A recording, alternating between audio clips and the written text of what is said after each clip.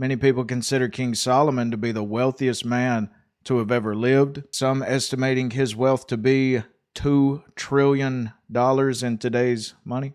Solomon has also had the most wives of any other man, with 700 wives and 300 concubines, making 1,000 women.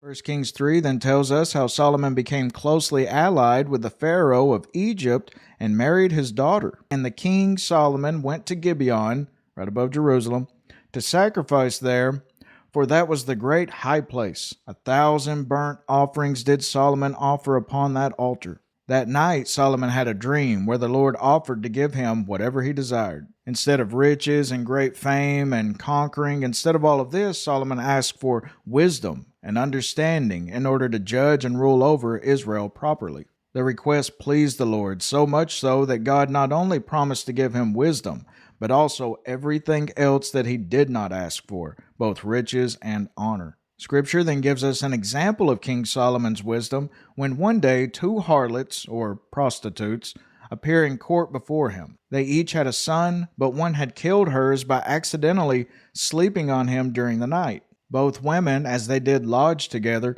were claiming the living child for their own. Solomon then issued a command to cut the living child in half and give to both women a half apiece. Upon hearing the command, one of the women actually says, "Okay, that's a fair deal," but the other cried out that just go ahead and give it to her then, just let the child live. Solomon then recognizes her as the true mother and gives the child to her. It's then that verse 28 tells us, "And all Israel heard of the judgment, and Solomon's wisdom excelled the wisdom of all the children of the east country, for he was wiser than all men, and his fame was in all nations round about. And there came of all people to hear the wisdom of Solomon from all kings of the earth, which had heard of his wisdom."